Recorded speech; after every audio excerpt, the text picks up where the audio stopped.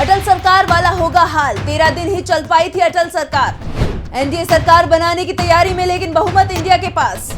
तेजी से एनडीए को छोड़ इंडिया गठबंधन के साथ आ रहे हैं दल। लोकसभा चुनाव में बीजेपी सबसे बड़े दल के रूप में उभरी है, लेकिन उसे बहुमत नहीं मिला है। पूरे चुनाव में नरेंद्र मोदी अपने नाम पर वोट मांग रहे थे। नारा लगाया जा रहा था कि एक बार मोदी सरकार। बीजेपी की तरफ से एक बार भी एनडीए सरकार के लिए वोट नहीं मांगे गए और देश की जनता ने मोदी सरकार के नारे को पूरी तरह से नकार दिया। बीजेपी बहुमत से 33 सीट पीछे रह गई है। हालात 1996 जैसे बन गए हैं। उस समय भी बीजेपी सबसे बड़ी पार्टी के रूप में उभरी थी। उस समय के राष्ट्रपति शंकर दयाल शर्मा ने इसी के चलते बीजेपी नेता अटल बिहारी वाजपेयी को पीएम भी बना दिया था, लेकिन वाजपेयी की सरकार सदन में बहुमत साबित नहीं कर पाई और 13 दिन में गिर गई थी।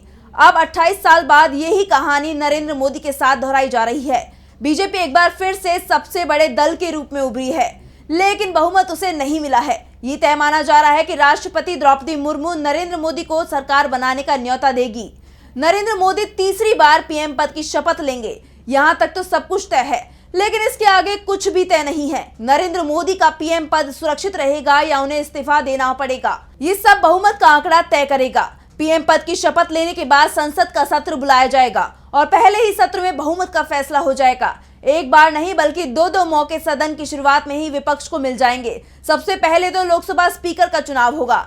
दावा किया जा रहा है कि इस बार ये पद बीजेपी को नहीं मिल पाएगा। बीजेपी के सहयोगी दल, जिनका पाला बदलने का इतिहास रहा है, वो भी इस पद पर दावेदारी कर रहे हैं, जिससे जब वो पाला बदलें तो अपनी मनचाही सरकार बनवा सके। ऐसे में अगर मोदी सहयोगियों के सामने झुकते हैं तो उन्हें लोकसभा स्पीकर का पद देना पड़ेगा, और नहीं झुकते हैं तो सहयोगी दल बगावत का रास्ता भी चुन सकते हैं, जिसकी सबसे ज्यादा संभावनाएं बनती दिखाई दे रही हैं। लोकसभा अध्यक्ष के चुनाव के बाद मोदी सरकार को विश्वास मत भी हासिल करना है और इसके लिए 272 सांसदों के समर्थन की जरूरत पड़ने वाली है। इस बीच कांग्रेस और इंडिया गठबंधन ने अपनी सक्रियता को बढ़ा दिया है। कांग्रेस अध्यक्ष खड़गे ने तो साफ कर दिया है कि हम सही समय का इंतजार कर रहे हैं और सही समय संसद सत्र के समय ही आएगा, क्योंकि ये तो तय है कि राष्ट्रपति सबसे पहले नरेंद्र मोदी को ही सरकार बनाने के लिए बुलाने वाली है और नरेंद्र मोदी भी इस मौके को नहीं चूकेंगे, क्योंकि उन्हें पता है कि एक बार गेंद विरोधी दल के पाले में चली गई तो फिर मोदी को सिर्फ 5 साल के लिए ही इंतजार नहीं करना होगा, बल्कि भविष्य में भी वो देश के पीएम नहीं बन पाएंगे, क्योंकि ऐसी स्थिति में बीजेपी के नेता ही नरेंद्र मोदी को उसी तरह से किनारे लगा देंगे जिस तरह से बीजेपी में लाल कृष्ण आडवाणी, मुरली मनोहर जोशी सहित तमाम दिग्गज नेताओं को किनारे लगाया गया है। वही हाल पीएम मोदी का भी हो सकता है।